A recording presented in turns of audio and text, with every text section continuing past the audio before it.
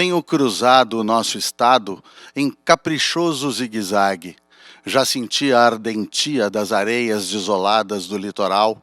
Já me recreei nas encantadoras ilhas da Lagoa Mirim. Fatiguei-me na extensão da Coxilha de Santana. Molhei as mãos no soberbo Uruguai. Tive o estremecimento do medo nas ásperas penedias do Caverá.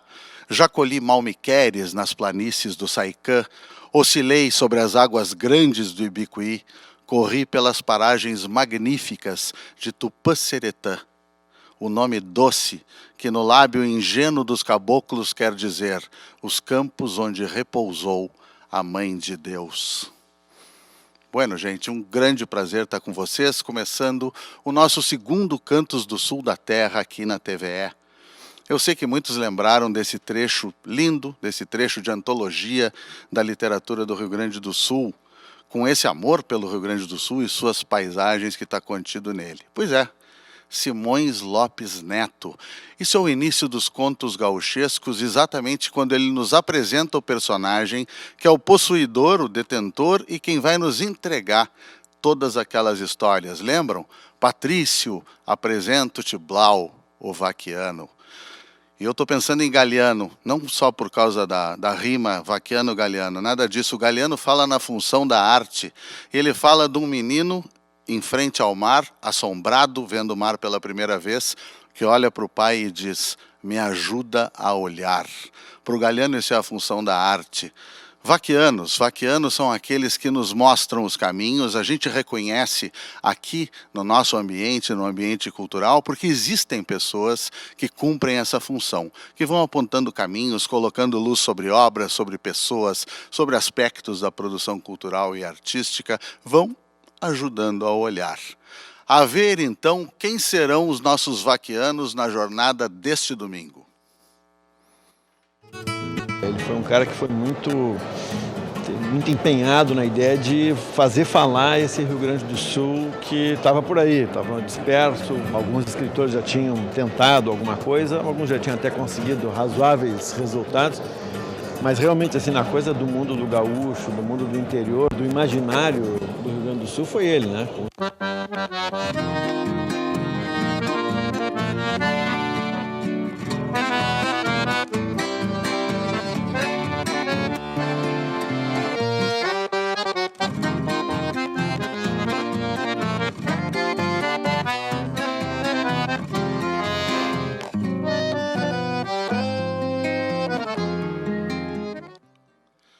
Luiz Augusto Fischer e Luiz Carlos Borges, estão aí os caras. Vocês sabem que aqui nós somos republicanos, mas a gente também tem os nossos Luizes do sul da terra, os nossos monarcas das coxilhas, da coisa da cultura. Na folha de rosto, logo abaixo do título, o que é genérico, vinha uma espécie de enquadramento. Folclore regional. Era uma advertência ao leitor urbano? Um pedido de desculpas, de tolerância, de clemência? E por que adjetivar como regional?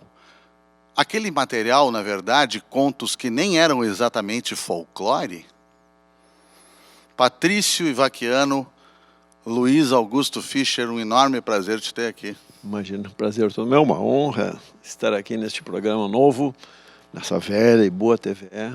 É isso, pois é, muito gosto. Estávamos falando sobre passagens tuas na casa aqui, né? Antigas e bonitas, importantes, permanentes, né? Pois é, quando a gente fala, eu trouxe aqui um trecho de um comentário teu para uma edição do Contos Gauchescos, quando tu comentaste que quando sai o livro, lá em 1912, ele veio com toda essa advertência, tipo, olha, cuidado, parecia uma bula, assim, né? Como lidar com isso? E, afinal, como lidar com isso? A gente consegue imaginar o impacto de Simões Lopes Neto e dos contos gauchescos naquela altura, naquela Pelotas leitora, naquele início do século XX? Tem. Hoje em dia tem muitas pesquisas que reconstituem aquele ambiente, né? Mas é assim, em primeiro lugar, claro, deve ter sido um livro assim meio chocante para, digamos, para a elite cultural mais afrancesada, mais cosmopolita, né? Não totalmente porque, enfim, esse assunto estava na roda, né? Já tinha lá os caras da União Gaúcha e tal, né? Mas realmente assim, o Simões Lopes Neto ele tem a ousadia de tomar a frente, né? Tomar a peito a ideia de fazer falar um indivíduo que não tinha voz pública, não tinha voz na praça pública, né? Que era esse gaúcho, quer dizer, um cara que sabia, conhecia os caminhos, era o vaquiano e tal, né? Experiente de guerras, etc. Então, é isso, ele teve a intuição genial assim, de ver que aquele ali era o sujeito a quem devia se dar a palavra naquele momento, antecipando em, sei lá, 40 e tantos anos, o gênio do João Guimarães Rosa, o outro João, por sinal, né? Que também, quando escreve Grande Sertão Veredas, ele dá a palavra para um caboclo também, né? É um sujeito... Tá, quando ele começa a falar, o Riobaldo já é um fazendeiro e tal, né? Mas é um cara que teve uma trajetória de pobre, miserável, lutador de lutas incruentas e tal, né? E é isso, o Simões Lopes Neto teve essa genial intuição, né? Pois é, e tem outros pontos em que a gente pode fazer uma comparação com o sertão, com o Grande Sertão, que a gente pode fazer uma comparação com o Guimarães Rosa. Afinal de contas, até que ponto se sabe, se assume algum tipo de filiação, tipo o Guimarães Rosa dizer, pô, mas como é bom esse cara lá de Pelotas, alguma coisa assim. Não, tem documentadamente isso, né? Porque em 49 saiu uma famosa edição anotada, enfim, chamada de edição crítica, mas não é exatamente uma edição crítica, enfim, pela Globo, né, no seu melhor momento, a antiga editora Globo, e essa edição ela foi muito divulgada, assim, a Globo botou muito dinheiro na divulgação, mandou o livro para várias pessoas e tal, e uma das pessoas que recebeu foi o João Guimarães Rosa, que em 46 tinha publicado seu primeiro livro, Sagarana, que era um livro que chamou atenção e tal, né, chamou atenção também meio por contraste, porque já era um momento muito cosmopolita e tal, e de repente aparece aquele cara contando histórias lá do fundo da grota do sertão, né? Mas aí ele lê o livro do Simões Lopes Neto em 49, lê e sublinha, anota coisas. Então, e esse exemplar existe até hoje, está lá depositado no Instituto de Estudos Brasileiros da USP. Ótimo. Então está lá. Não, ele pega coisas assim do tipo, sei lá, o Baldo Nunes diz assim, era por fevereiro. Aí o Guimarães Rosa sublinha por fevereiro, ele acha genial esse negócio, não era em fevereiro, era por fevereiro, né? Então é isso, ele prestou atenção mesmo na linguagem, né, e são coisas que a gente vai encontrar semelhantes nele, né? Mexidas de estrutura, assim. Bacana isso, porque a gente fala como se fosse algo escondido ou alguma espécie de rixa entre uma coisa e outra. Claro que não, um cara da grandeza do Guimarães Rosa assumiria essa influência. Mas eu fico pensando naquela advertência lá de 1912. Será que até hoje a literatura de um cara como Simões Lopes Neto sofre dessa ideia de que ali está algo folclórico e menor ou qualquer coisa desse tipo? Será que a gente só consegue dar o valor que isso merece aqui, domesticamente? Essa é uma questão assim, difícil de responder, mas uma questão muito bonita, né, historicamente. Eu te mencionei antes, né, um exemplo dessa que me aconteceu há poucos dias. Eu recebi um e-mail de uma menina que é daqui de Porto Alegre, que está fazendo um mestrado em tradução na Universidade de Glasgow, na Escócia. E ela me escreveu dizendo assim, estou trabalhando na versão para o inglês de alguns contos do Simões Lopes Neto, aí conheço, ela mencionou uma edição que eu ajudei a organizar, que chama Simões Lopes Neto para o Mundo, que a gente publicou contos do Simões Lopes Neto em 10 línguas diferentes, inclusive exotismos e tal, mas enfim, saiu nas línguas ocidentais, assim, mais famosas, inglês, francês, italiano, espanhol. Isso é uma gincana para tradutor, né? Mas saiu também em russo, em polonês, em que mais, nem me lembro mais, enfim. E essa menina então perguntou, eu digo, olha, manda bala, tem que fazer mesmo e tal. E recomendei alguma bibliografia e tal. Por exemplo, a tradução completa dos contos gauchescos para o francês, feita por um camarada que foi me orientando aqui, o Michel Legrand, me orientando, mas eu digo porque eu tô me jogando confete indevidamente, o cara bom é ele mesmo, né? Porque o cara fez uma versão para o francês, mas muito comentada. Então ele vai, Demétrio, assim, ele vai como diria o Nelson Coelho de Castro, ele vai na picanha da palavra, assim, sabe? Por exemplo, ele lê um conto e, como ele é francês de origem, ele lê e diz assim, pô, mas aqui tem uma presença de um monte de palavra quechua. Aí diz, meu Deus, e a gente lendo aqui não tinha visto, né? Enfim, ele é uma riqueza enorme, né? E o outro exemplo é esse aqui, né? Um livro que saiu agora, Simões Lopes Neto e a Fabricação do Rio Grande Gaúcho, Literatura e Memória Histórica no Sul do Brasil. Saiu do Joselito Zala, que é professor do Colégio de Aplicação aqui na URGS, que é metade da tese de doutorado dele. E aí te dou um exemplo esse de como funciona, né? O Joselito foi fazer o trabalho dele lá na Universidade Federal do Rio de Janeiro. E ele me contou, quando ele começou a fazer a tese, quando ele apresentou o projeto, assim, teve uma cara feia do tipo assim, quem mesmo? Escritor regional? E o Joselito é um cara com um grande discernimento, é um cara cujo mestrado foi sobre o Barbosa Lessa, né, um outro grande intelectual e escritor aqui do Rio Grande do Sul, dedicado aos temas locais. E o Joselito disse, não, é um cara como, né, um grande escritor e tal. E esse trabalho dele é sensacional. Assim, para quem gosta do Simões Lopes Neto, esse trabalho, ele junta tudo que se conhece assim, sobre, sabe, os supostos fracassos dele, os sucessos dele, o que ele leu do Martim Fierro, ele tenta documentar tudo assim muito no miúdo, sabe? É excelente o trabalho. E esse título é uma linda provocação, é claro que para um trabalho de responsabilidade não é só uma provocação, mas a gente lê como provocação, a invenção do Rio Grande Gaúcho. Tu falaste naquela criação da União Gaúcha no fim do século XIX, todo esse tal de regionalismo que vai resultando em coisas muito diferentes, né, aqui no Rio Grande do Sul, e às vezes muito potentes, dependendo da época. E né? nesse momento, o Simões Lopes Neto, ele publica o Cancioneiro Guasca, atenção para os adjetivos, Guasca, contos gauchescos e lendas do Sul. Ele não usa gaúcho, assim, de peito aberto. Gaúcho é uma palavra que ainda não é muito linda. Ela ainda está se livrando da placenta negativa dela, né? Assim, porque gaúcho ainda era, enfim, o cara meio marginal, meio bandido e tal, né? E a partir dali, como tu sabe muito bem, é que ela começa a se estabilizar como uma coisa elogiosa e depois vai aparecer, como a gente usa agora, nesse momento, como o adjetivo pátrio de quem nasce aqui no Rio Grande do Sul, né? A gente começa a ver lá pelas cartas do Getúlio, a bancada gaúcha, mas aquilo é incipiente, está começando, né? Mas a gente está aqui com dois vaquianos, então, nessa jornada de hoje, que são o Fischer e o Simões Lopes Neto. Então, eu estou me animando, já que a gente tem vaquiano, a encarar uma encruzilhada no caminho, porque eu sei que a gente não vai se perder. Quem tem bom vaquiano não tem que se preocupar com isso. Eu vou pedir que o pessoal rode um VT aqui, depois a gente diz do que se trata. A temática é difícil, né, Tânia? Não sei, tu que escreveste? Eu digo é difícil até porque essa é a primeira entrevista, né? Ah, é? Essa é a primeira entrevista, né, sobre o livro, embora, digamos, prevendo a possibilidade dessa pergunta. Eu digo é difícil porque é um livro de um enredo fragmentado, né? Talvez uma forma de construção. É uma história de amor, é um conto, é uma história social, o que é? Eu acho que é uma história de amor, né? Eu acho que dificilmente alguém escreva um livro que não seja uma história de amor, né? Talvez não convencional no sentido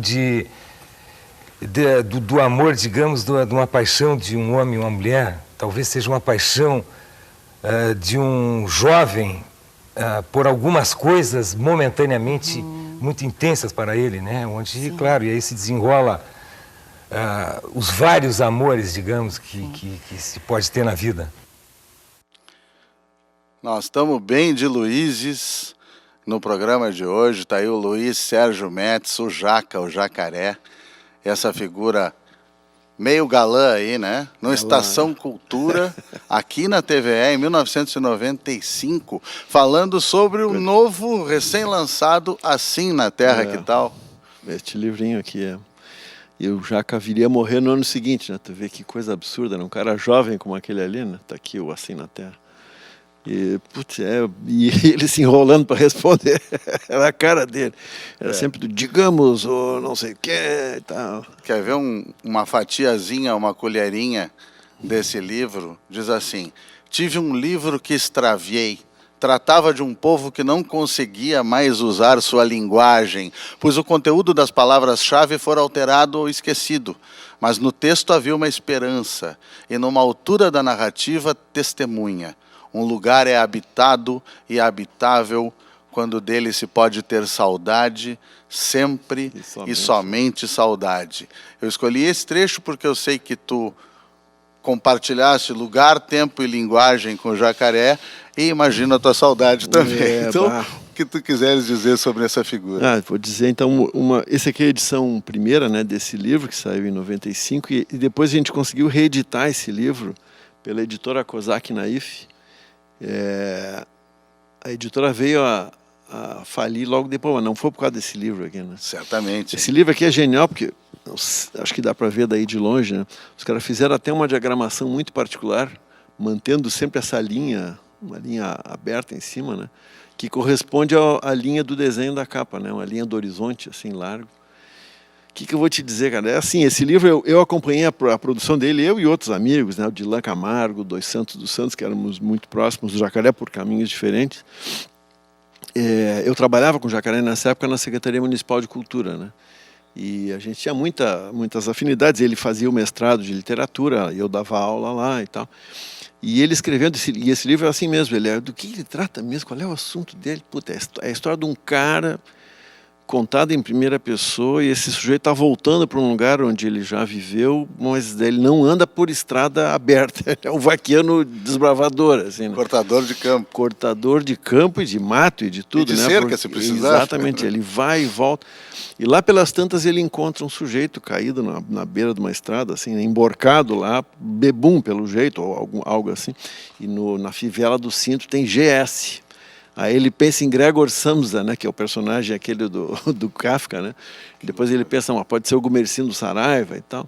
Enfim, aí com esse sujeito ele vai passar uma temporada longa na fazenda desse cara e vão fazer várias discussões filosóficas. É tudo muito, num plano assim, muito das ideias, né? Embora tenha várias cenas concretas, né? E na terceira parte do livro os dois vão sair a cavalo rumo ao sul, mas é um sul também abstrato, né? Não é o sul da Rosa dos Ventos, assim. E eu me lembro assim, uma história que eu gosto de me lembrar, o Jacaré ia escrevendo e me apresentava pedaços, né, e tal, e eu lia e eu não entendia bem onde é que aquele troço estava indo, né? E às vezes eu dizia, porra, já, de vez em quando podia oferecer pro cara assim um chão seco pro cara botar o pé e não se atrapalhar, né? Não atolar o pé e tal. E ele dizia, tá, já entendi, tinha uma voz assim de fumante. Aí, lá pelas tantas, um dia ele me voltou com uma cena que eu já tinha lido. Ele disse assim, dê uma modificada, dá uma olhada aí. Aí ele, mesma coisa assim, te ouviu. o cara delirando, não sei o que e tal. Aí daqui a pouco diz assim, bati a mão no bolso de trás e a caderneta ainda estava ali. Aí eu digo, Jacaré, mas que maravilha, rapaz. Porque agora eu vi que é uma pessoa que está ali, ela bate a mão no bolso. Eu estou contando isso aqui, não é para me agrandar nem coisa nenhuma, né? Mas para dizer assim que foi eu convivi muito com a produção desse livro nesse sentido muito cotidiano, assim, sabe? Impressão, naquela impressora, como é que se chama? Matricial ainda, sabe? E riscava e tudo, né? Isso que tu fala de localizar referências, né? Puxa, será o Gregor Samsa, será o Gumercindo Saravia, o Saraiva? Isso. É uma coisa enlouquecedora do ponto de vista, e enlouquecida, né? Do ponto de vista da literatura, porque eu, por exemplo, estou lendo esse livro e eu não tenho perna para alcançar a referência ao Eliot ou a referência ao Mallarmé. Eu mais ou menos intuo, mas eu estou enxergando o Cortázar, estou enxergando o Borges. O Aparício Silva Rilo. É uma doideira, né? E no fim das contas poderia ser uma coisa erudita demais, chata, difícil, com tanta referência, tanta leitura que ele tinha em cima.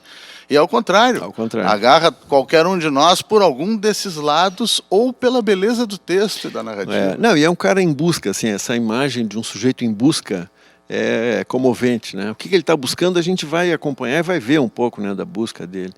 Mas é isso, né? Ele parece que vai nivelar tudo, então qualquer poeta fica do mesmo tamanho, mas é porque tudo fica do tamanho da gentileza do texto, entende? Sim. Não é assim para dizer que fulano vale menos do que outro, não sei o que, cânone, anticânone, não tem nada dessa conversa, né?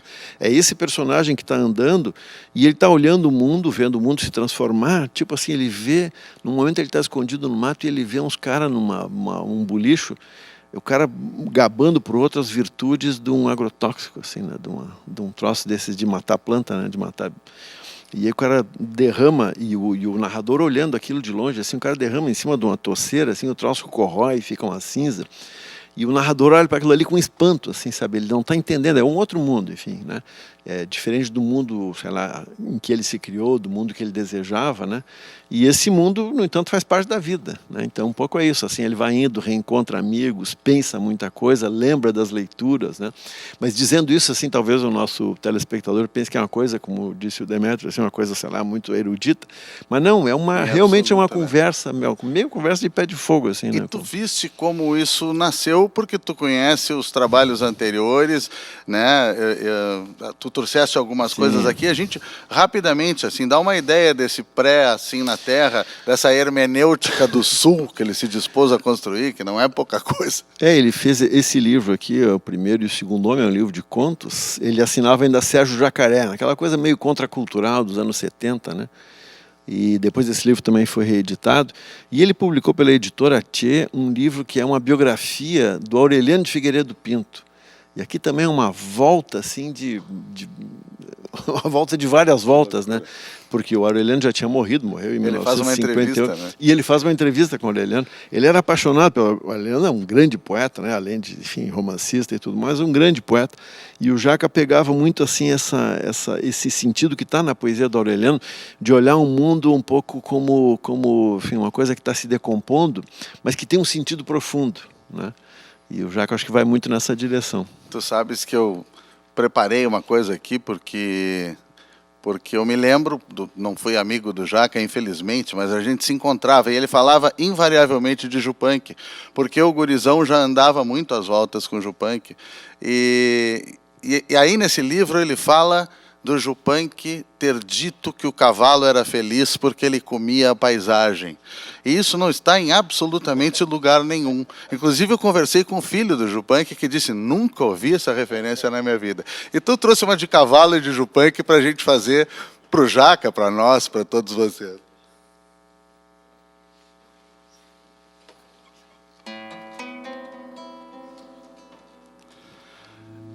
Era una cinta de fuego, galopando, galopando, crin revuelta en llamarada, mi alazán te estoy nombrando. Trepo la sierra con luna, cruzo los valles nevando, 100 caminos anduvimos, mi alazán te estoy nombrando. Oscuro lazo de niebla te pialó junto al barranco. ¿Cómo fue que no lo viste? ¿Qué estrella andabas buscando en el fondo del abismo? Ni una voz para nombrarlo, solito se fue muriendo.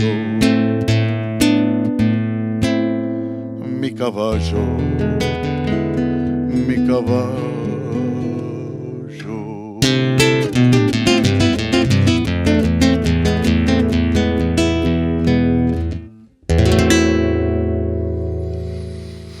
Uma palhinha, né, do El Alazán, do Jupanque, com Pablo del Cerro.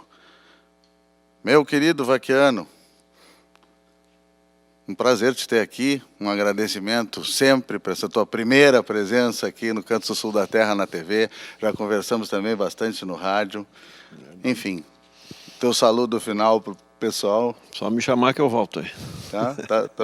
Podemos, escrevam isso aí. O pessoal anota em casa aqui também.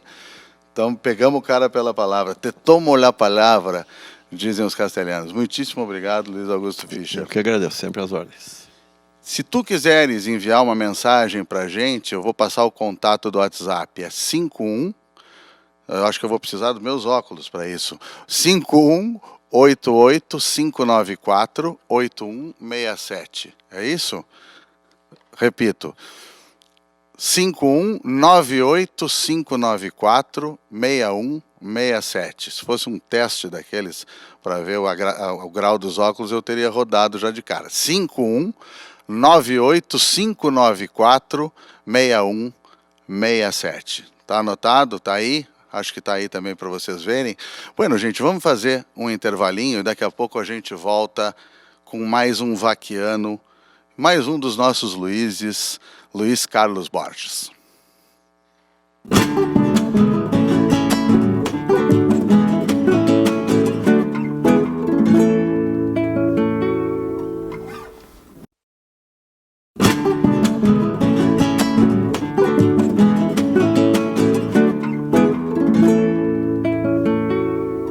O mundo muda, ou o mundo apenas neruda as mãos em nossos cabelos.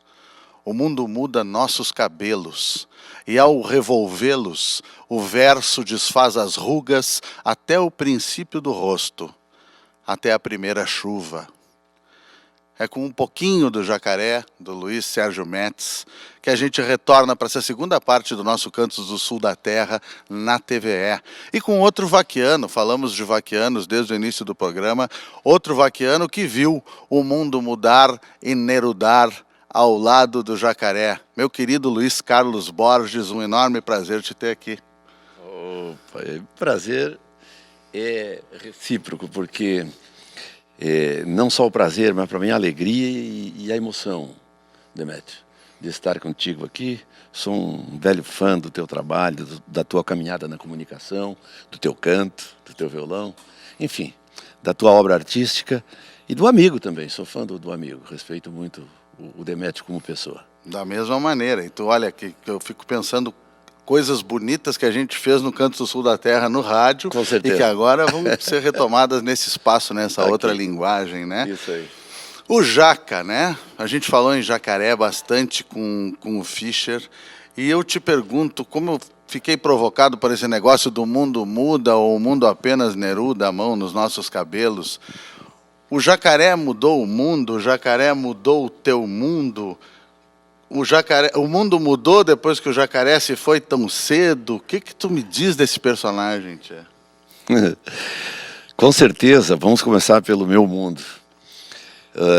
Tem algumas pessoas, e o Jacaré talvez seja a mais brilhante dessas pessoas que mudaram bastante o meu mundo, né? Não sendo da família, não sendo meu pai, nem minha mãe, os irmãos mais velhos. E o Jacaré foi se tornando quase um de casa, quase um irmão para mim. Conterrâneo de Santo Ângelo, nos conhecemos ainda numa faixa etária de bastante juventude, 20 e poucos anos. Eu acho que eu tinha 22 e ele uns 4 anos mais que eu, que ele tinha. E em Santa Maria. A partir da noite que eu conheci o Jacaré, num boteco em Santa Maria, tipo madrugadão. Um lugar que eu chutaria que você conheceu o Jacaré, né? Isso aí. Tava ele mais um missioneiro lá chamado Joãozinho Teles, os dois proseando numa mesa, num boteco que eu cheguei para tomar uma saideira, indo já para o meu rancho me acomodar. Eu fazia cursinho pré-vestibular em Santa Maria. Aí vi 2 caras proseando numa mesa assim, e o assunto começou a ganhar um nível assim de curiosidade para mim, porque vinha a palavra Senair Maicá, o nome Senair Maicá vinha no Guarani, porque a música missioneira, porque não sei o que, as missões e tal. E eu fiquei em pé uns 3, 4 metros, um bar pequeno, né? Tomei minha cerveja e estou por sair, e eles falaram alguma coisa de mudar, mas tem que mudar ainda mais. Aí eu gostei do mudar, sempre foi uma curiosidade minha com música, com arte, com tudo. E vi que o assunto era salutar, né? Não era uma discussão boba. Eu disse, os amigos me dão licença, eu posso pagar uma cerveja na mesa e me enturmar um pouquinho? Bem-vindo, quem é o senhor? Eu digo, eu sou fulano de tal. Aí o Jacaré disse, te conhecemos, mas pessoalmente tá tão diferente. Eu estava na noite assim, não estava pilchado, né? Sim. E aí sentei ali, bom, para te encurtar o caso, era às 7 da manhã, quando fomos terminar a brincadeira no 46, que era um apartamentinho que eles tinham dentro da casa de estudante, onde morava o Nego Mota, o Jacaré, o Pedro Povoeiro. Ah, que função! Bom, aí não tem como o mundo da gente não ter algumas mudanças, porque A noite já se prestou dessa forma, para começar a te botar sentido assim, né, no que se pode fazer na noite, aproveitando ela, não somente se divertindo, né? Eu acho que foi uma das noites muito proveitosas assim da minha vida. Iniciei uma conversa que me levou assim como um cutucão, sempre fazendo eu repensar tudo que eu ia fazer com arte, com música, e essa conversa não parou, essa conversa teve sequência até os últimos dias do Jacaré. Sem nenhuma desconfiança que isso fosse virar parceria e amizade no nível que virou, né? Imagina que encontro maluco. E a gente, às vezes, romantiza um pouco essa história de alguém que parte cedo, como foi o caso do Jacaré, tão 43 cedo. anos, né? Enfim, 40 e algo, 40 e pouco. Mas essa ideia de que, sendo um personagem tão mágico, tão diferente, isso parece que combina, né? Com essa passagem rápida, meio meteoro, meio essa doideira. Não sei se a gente tenta se conformar com algo assim. Eu ia te falar isso. O que me confortou sempre, quando eu pensei na despedida do Jacaré, é de que ele fez a parte dele, ele cumpriu com uma missão. Ele mexeu com a cabeça de alguns amigos, como o Vinícius Brum, por exemplo, o próprio Fischer, que estava aqui contigo, né? E a minha, certamente. Então, eu acho que falar assim, mudou o mundo, é um pouco difícil essa resposta. O meu, sim, o meu universo mudou bastante. Enquanto isso, ele está aparecendo ali, olha. Beleza. Que com tambo, gurizada, bem gurizada. Toda ainda, a turma, né? Ele trabalhando lá. Que jaca, rapaz. Para o pessoal mais jovem, o pessoal que não conheceu, né?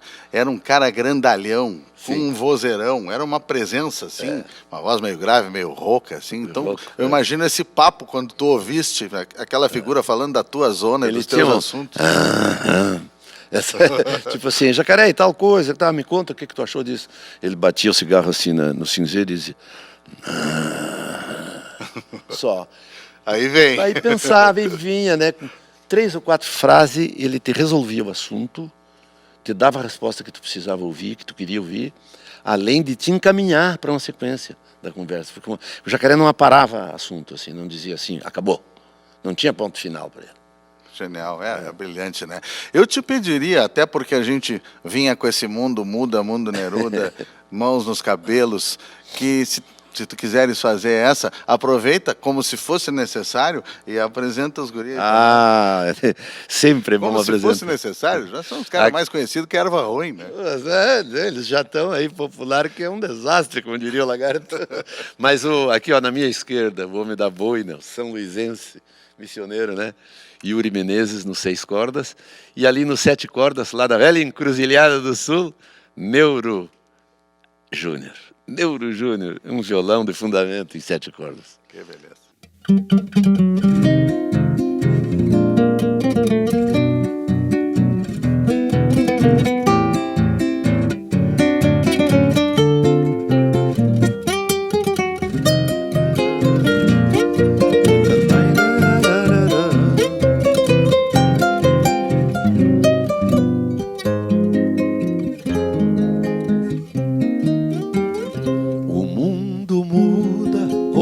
Apenas Neruda, as mãos em nossos cabelos, o mundo muda nossos cabelos.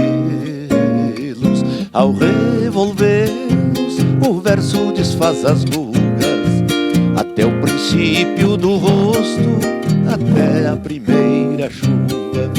O verso desfaz as rugas, até o princípio do rosto, até a chuva, e vamos passando como passam caravanas. Vão conosco nossos cães, pra que ninguém nos acoie. Entre nós e o longo sol, o nosso tombo de sonhos, e dentre eles a paixão seja aquele que mais voe. E vamos passando como passam caravanas, as iniciais nas badanas, para nos reconhecermos. E vamos passando como passa o rio no remo, a fome transpassa o gomo e o sono bafeja o leme. O canto empresta seu manto, somos feitos, movimento, o ombro transporta o sonho e a alma carrega o tempo. Sabendo que o mundo muda, o mundo cede e Neruda as mãos em nossos cabelos. O mundo muda nossos cabelos. Ao revolvermos, o verso desfaz as rugas, nos dá o primeiro rosto, devolve a primeira chuva. O verso desfaz as rugas, nos dá o primeiro rosto, devolve a primeira chuva.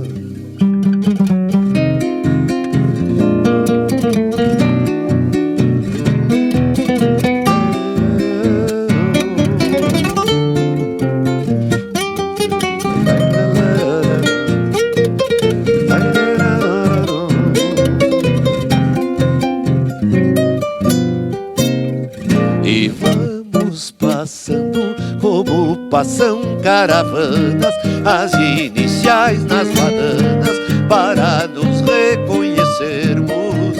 E vamos passando como passa o rio no remo, a fome transpassa o gomo e o sono bafeja o leme.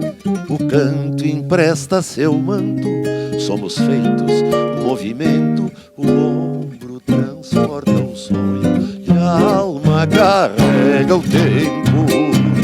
O mundo muda.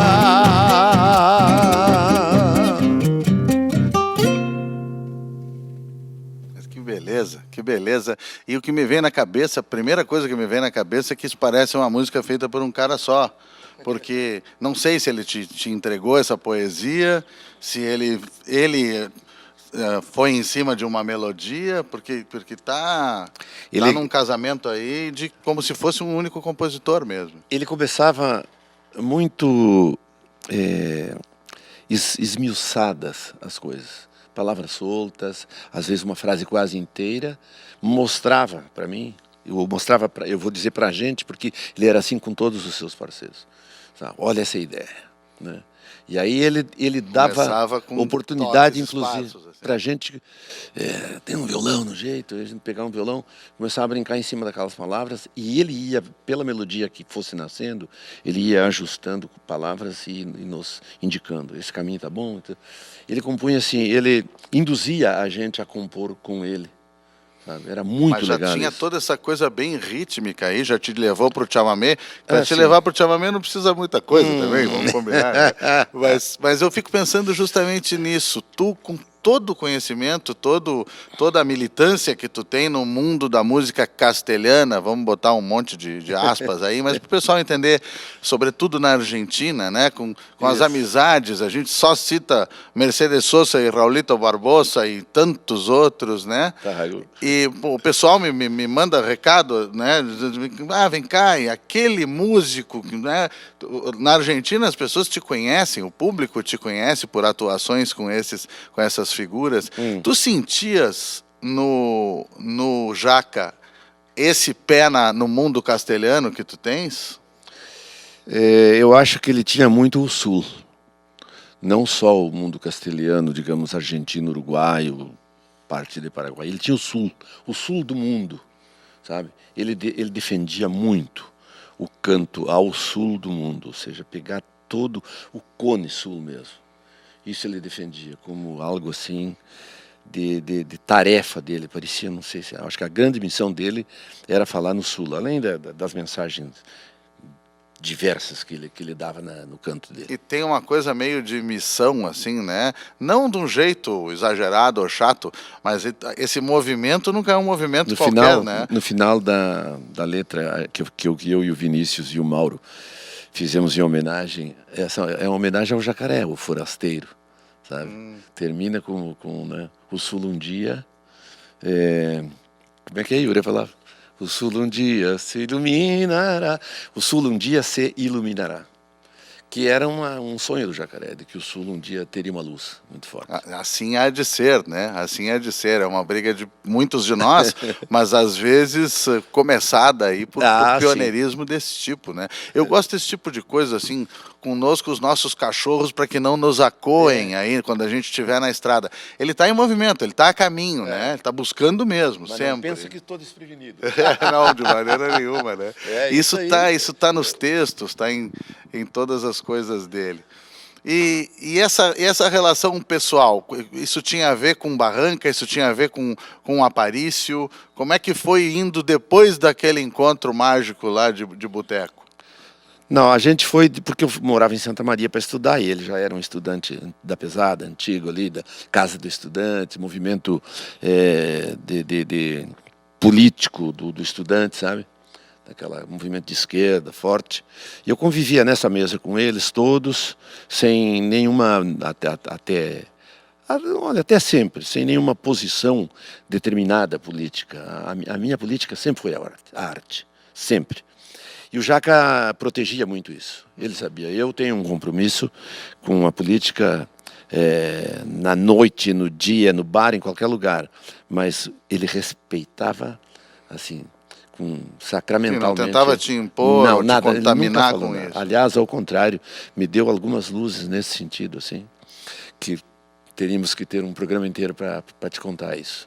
Mas vamos seguir na relação com ele. Tu lembrou o Rilo, muito bem lembrado, que é um gênio da nossa literatura gaúcha. O Rilo me disse um dia, só para você ter uma resposta sobre a relação minha com o Jaca e ele entrando no Rilo.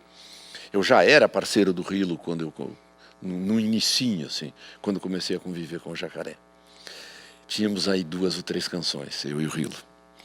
E aí eu começo a me aproximar do Jacaré. Daí um dia, o Rilo me mandou um monte de música, eu disse, de letras, eu disse, Rilo, acho que eu vou demorar uns dias a mais do que o de costume. Eu sempre fazia muito rápido as coisas. Para te mandar todas já numa fita cassete, naquela época, já com uma melodia para você dar uma ouvida. E ele, sem eu citar que andava compondo com Jacaré, ele me respondeu por fax, ele disse, Borges, eu entendo porque você está também muito bem acompanhado, fazendo outras composições, do grande Sérgio Jacaré. Aliás, esse para mim é a melhor revelação que aconteceu em toda a minha caminhada.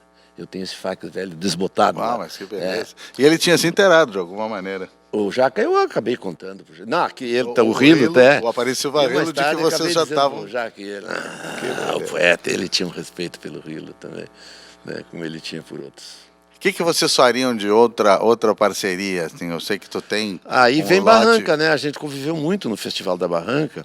Tem vários anos que a gente fez composição juntos, mas aqui, uma que me marcou muito e está gravada e eu cantei muito, é uma canção que a gente fez para homenagear Santa Rosa. Em 1983, na Barranca daquele ano, eu entro no município de Santa Rosa e começo a contar para ele. E ele conhecia muito Santa Rosa, desde a juventude dele, porque ele é de Santo Ângelo. Então era a piazão que ia nas festas em Santa Rosa e Santo Ângelo, a região ali, né? Então ele conhecia muito a dinâmica dos estudantes em Santa Rosa. Daí ele me disse, eu sei o que nós precisamos dizer para Santa Rosa. Santa Rosa é uma cidade que se dá as mãos, que se ajuda muito, e não colocamos nunca o nome da cidade no meio, só se chama Quarteada. Ah, que beleza. Linda palavra, quarteada. A solidariedade, o mutirão, o trabalho conjunto, a ajuda a alguém. Isso, né? Alcançar, dar-se as mãos, né?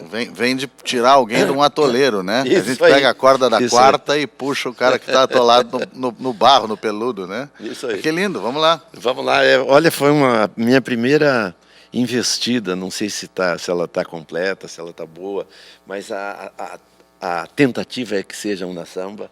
Foi a minha primeira investida em a ideia de uma samba. Que beleza. Essa com Jacaré, Quarteada.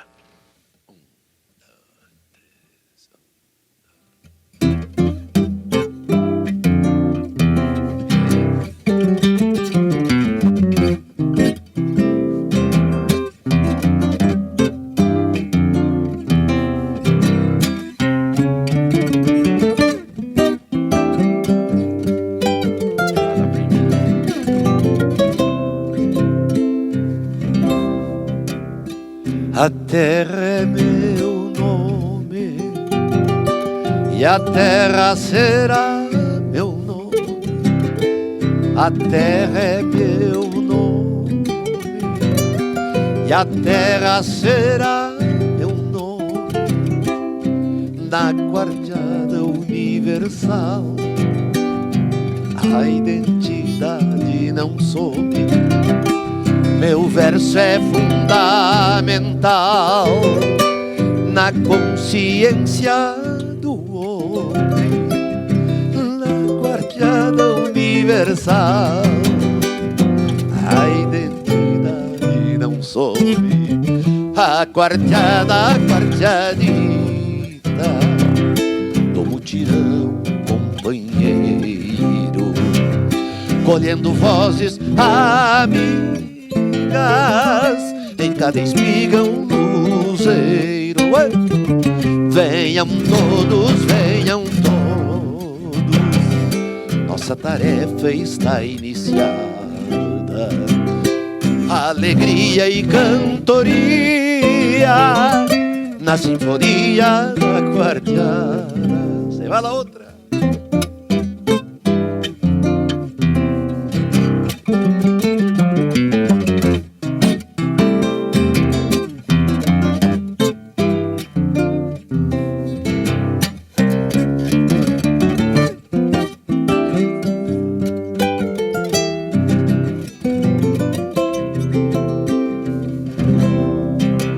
Vem do trigo, vem do linho, do rodeio irá charquear. Vem do trigo, vem do linho, do rodeio irá charquear. Braço, ombro, sol e chuva, do galpão e da ramada, do aperto de cada mão, do cabo de cada enxada. Braço, ombro, sol e chuva, que é a comunhão da guardiada. A guardiadita do mutirão companheiro, colhendo vozes amigas em cada espiga um luzeiro. Venham todos, nossa tarefa está iniciada. Alegria e cantoria na sinfonia da guardiana. Na sinfonia da guardiana. Na sinfonia da na sinfonia da guardiana.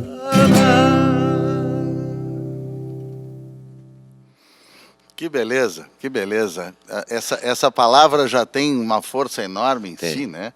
Essa coisa da quarteada. Eu acho que aquele bombo velho ali atrás, embaixo daquele poncho, ficou com comichão de entrar nessa quarteada, de ajudar a puxar um pouco. Eu não sei por que tu não saltou lá naquele ele não está muito bom e eu também não sou percussionista. Tu já pensou, no meio dessas feras aí, vou inventar de ser bombista? Não, vamos ter que ensaiar muito para fazer isso. Borges, eu queria justamente falar em ensaiar muito. Opa! Há muito tempo eu te vejo trabalhar com o Yuri, com o Neuro Júnior, dá uma sonoridade maravilhosa. É claro que as pessoas já pensam no teu acordeon. O que vocês andam inventando aí? Gravações, espetáculos? Me conta um pouco quais são as novas. Eu preciso te dizer que eu, com os sérios problemas de saúde que tive, que não vamos ficar aqui gastando o nosso tempo para contar essa historinha de saúde. O pessoal já sabe, todo mundo. Eu tive que me reinventar, tive que me recompor bastante após as últimas 2 cirurgias. E aí, a primeira coisa que eu quero te falar é que esse irmão, esse amigo, esse parceiro que tem já 15 anos de estrada, o Yuri, foi fundamental nisso. Aos poucos, antes dessa cirurgia, eu já vinha me aproximando bastante do Neuro, que conheço há muito tempo e admiro o trabalho dele há muito tempo. Mas a gente teve proximidade mesmo nesses últimos anos, inclusive durante o meu processo de cirurgias e de problemas de saúde. O Neuro não arredou o pé nunca, trabalha com outros, como o Yuri também trabalha, quando tem as folgas, mas respeito muito a agenda do Borges.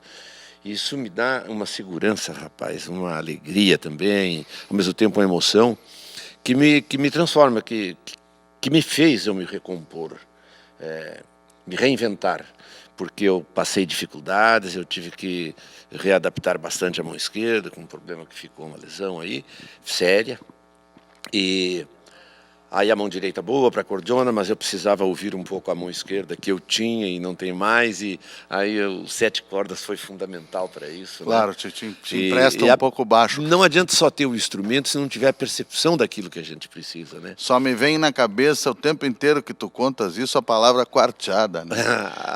Estão aí os quarteadores, Estão aí né? meus quarteadores. Ninguém deixa ninguém na mão, né? Deu para ver o carinho com que eles tocam essa canção, por exemplo, que eles entendem a letra, que é por esse caminho. E eu todo dia estou repetindo com eles. Então, a gente está, aos poucos, criando uma sonoridade de trio, aonde seguidamente entram 1, 2, até mais elementos, mas 2 com certeza, no show O Que o Coração Me Exige, que é uma canção minha com o Jacaré, que deu título a esse show que há pouco tempo apresentamos em julho, depois em agosto no Teatro Renascença. A gente acrescentou um violão mais, uma acordeona de botão, um bandoneon, uma acordeona cromática também, nas pessoas de 2 elementos, que é o Leandro Rodrigues, meu velho parceiro também de música, de caminhada musical, e o Jonathan Dalmonte, que toca bandoneon, que toca a cromática de sistema Roque Gonzalez, né, Yuri? E que é chamameceiro também, enfim. A gente juntou um grupo muito, mas muito gostoso de trabalhar, um quarteto trabalhando com o Borges. Eu toquei menos gaita, cantei mais e inventamos uma sonoridade, eu acho que é no caminho da que eu estou ainda buscando. Ainda não finalizamos, está faltando ainda pouca coisa para o que eu sonho, para o que eu quero, para essa renovação, sabe? Esses 2 estão prontos, estão no caminho, viu? E eu estou ainda desconfiado comigo mesmo, ainda preciso fazer mais coisas. A gente conversou aqui há alguns anos, nesta casa, eu e tu, em um programa, participamos juntos, e eu falei como eu gostava do teu canto. Né? E é muito interessante ver o teu canto amadrinhado assim, dessa forma, né? Esse outro modelo, esse outro formato, né? Tu és um cara capaz de muitos formatos. Mas né? eu preciso te confessar que de vez em quando eu estou cantando, mesmo aqui já faz um bom tempo que eu tenho feito isso sem o instrumento na mão, mas como ainda me faz falta, não sei se acordeona ou violão, o violão eu estou mais ausente dele ainda, mas algum instrumento, mas aos poucos estou me libertando. Tu não pode mais dizer estou sovado de alça de gaita? Não não posso. Pode mais dizer, não tem te sovado tanto. Luiz Carlos Borges, Yuri, Neuro, muitíssimo obrigado, né?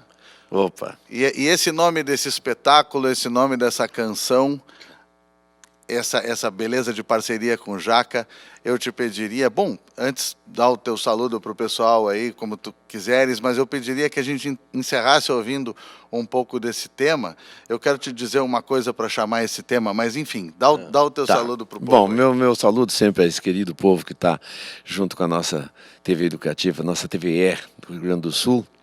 E agora, com o teu programa, que aliás eu quero de público também desejar muita luz, muito sucesso, muita sorte, porque o programa tem condutor, que é você, meu querido amigo, um condutor ao nível de que o programa precisa e tem tido, primeiro no rádio, agora aqui na telinha, e eu sei que essa luz não vai te abandonar de jeito nenhum, e nós precisamos muito dessa caminhada tua, levando a nossa arte, a nossa música a esse público maravilhoso que tem sede.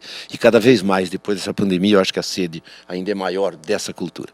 E agradecer a você a oportunidade de estar aqui já no segundo momento de espaço do teu programa, né? A oportunidade que nos dá, a mim, ao Yuri, ao Neuro, de poder cantar e tocar para vocês. E lembrar ainda de um querido irmão como foi o Sérgio Jacaré. Nós é que ficamos agradecidos. Então vamos chamar o Jaca de novo. Estamos numa viagem, estamos seguindo. toque dos pés na terra vermelha, letras no caminho. E nós nos estamos vendo. Fiquem com a bela música do Luiz Carlos Borges. Até a próxima lua com o Cantos do Sul da Terra.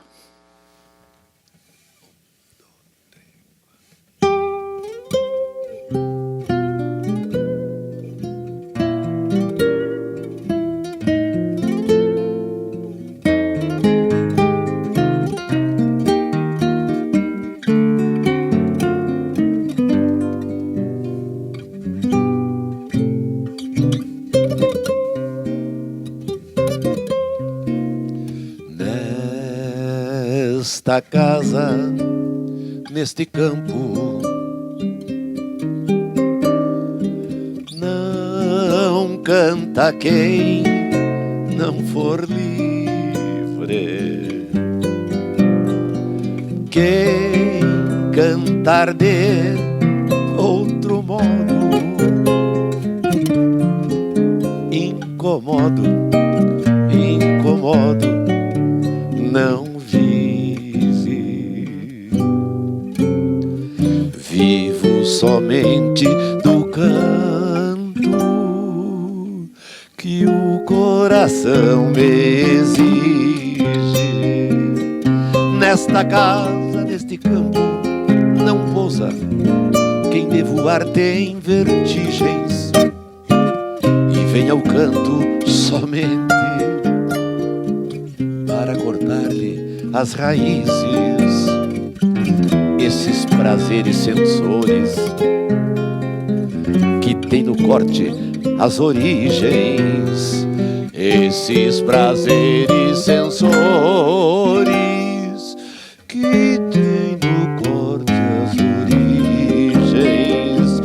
Nesta casa, neste campo, no entanto, tem proteção e perigo. Tem milongas que embebedam o que restou dos sentidos, destes prazeres urgentes de quem amou foragido e tem a alma coberta pela poeira das trilhas e a cabeça incendiada pelas fogueiras exílias e a cabeça incendiada pelas fogueiras exílias.